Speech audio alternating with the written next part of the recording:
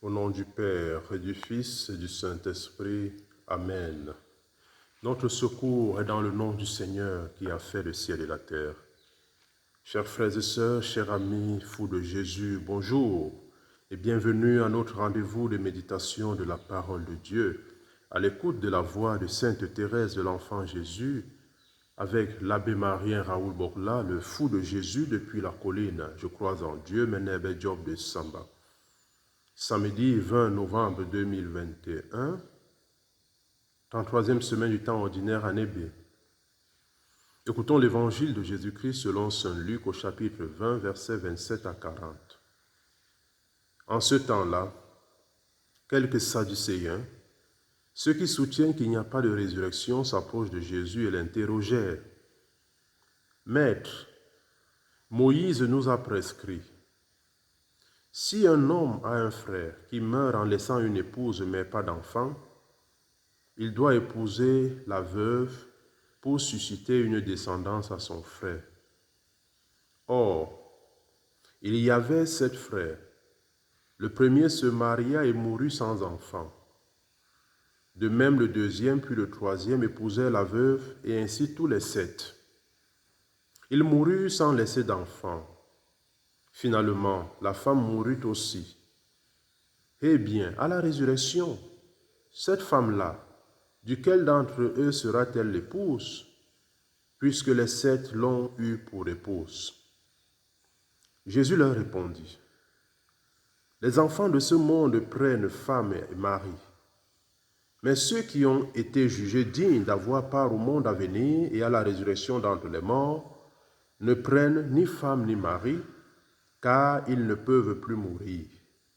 Ils sont semblables aux anges, ils sont enfants de Dieu et enfants de la résurrection. Que les morts ressuscitent, Moïse lui-même le fait comprendre dans le récit du buisson ardent, quand il appelle le Seigneur, le Dieu d'Abraham, Dieu d'Isaac, Dieu de Jacob. Il n'est pas le Dieu des morts, mais des vivants. Tous, en effet, vivent pour lui.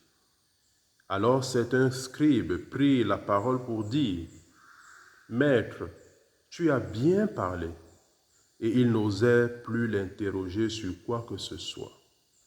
Acclamons la parole de Dieu. Louange à toi, Seigneur Jésus. Fou de Jésus, méditons.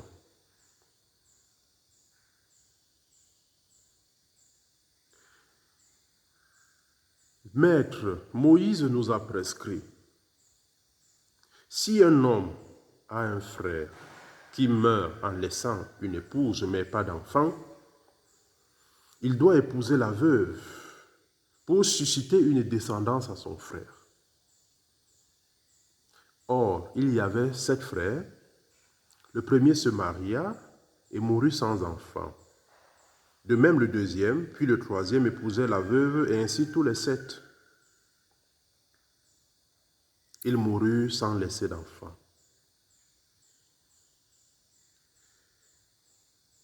Et ainsi tous les 7. Bien-aimés de Dieu, ce texte, lorsqu'on le lit, lorsqu'on le médite, très souvent, on est tenté de parler de la question du mariage.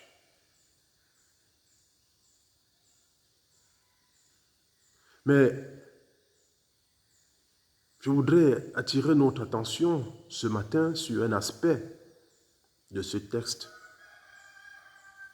qui me semble important.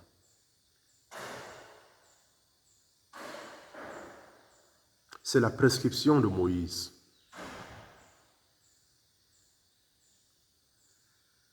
Si un homme a une femme et il meurt, son frère épouse la veuve. S'il meurt, son autre frère épouse la veuve, ainsi de suite. Et l'on nous parle de 7 frères. Quel amour! Quel grand amour! Quelle unité! Et oui, mes frères et mes sœurs,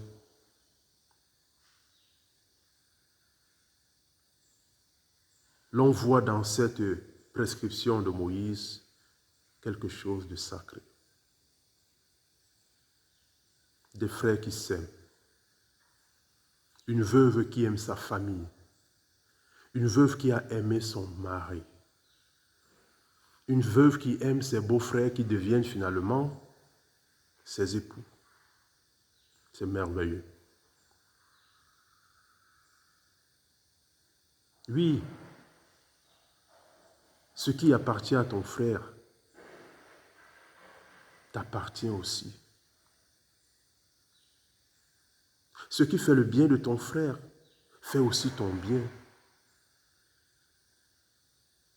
Ah oui, tous les 7 ont eu cette femme pour épouse. Ce n'est pas de la prostitution, mais ils étaient animés par le souci de garder la lignée familiale. Ce qui est le bien familial, l'unité familiale, le patrimoine familial transmis d'une génération à une autre. C'est une richesse, c'est une valeur.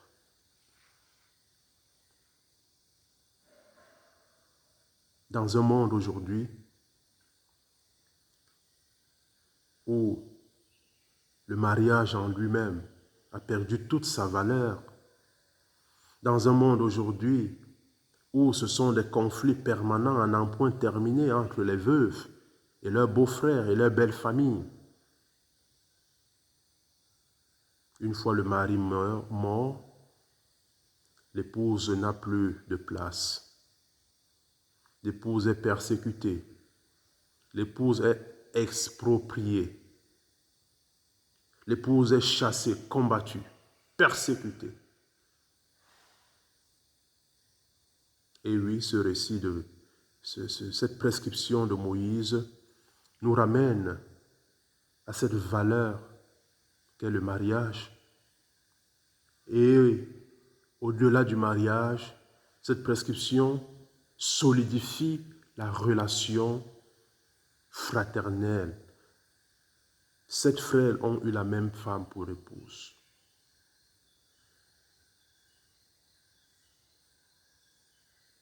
Voilà ce qu'il y a de valeur.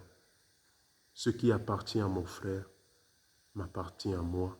Et je garde ce qui appartient à mon frère. Je préserve ce qui appartient à mon frère. Un hommage particulier aujourd'hui à toutes ces femmes, à toutes ces veuves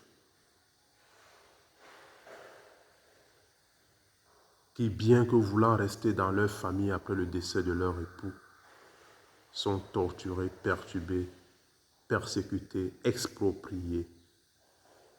Puisse notre prière vous rendre les forces et le courage dont vous avez besoin pour surmonter cette épreuve. Je voudrais rendre hommage à ces hommes, à ces belles familles, à ces frères qui accueillent les veuves de leurs frères et qui se soucient de leurs biens. Et oui, mes frères et mes sœurs, nous avons le devoir de perpétrer la lignée de notre frère. Nous avons le devoir de perpétrer le nom de notre famille, mais cela ne peut se faire que dans le respect de la dignité.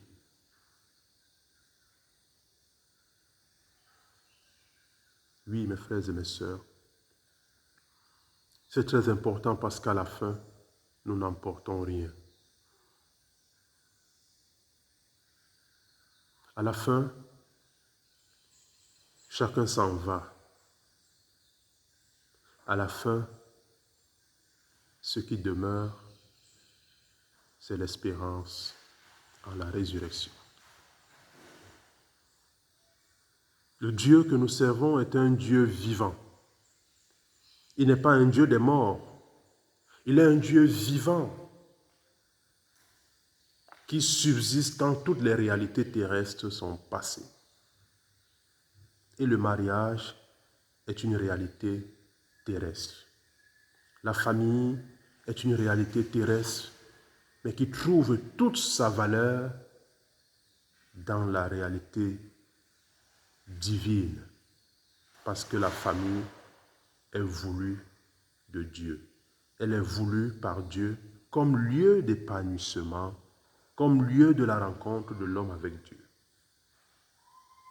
Chers frères et sœurs, chers amis fous de Jésus, prions pour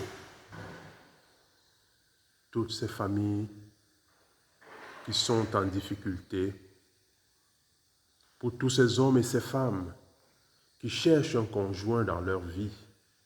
Prions pour les familles désunies après la mort d'un frère, d'un père, d'un ami.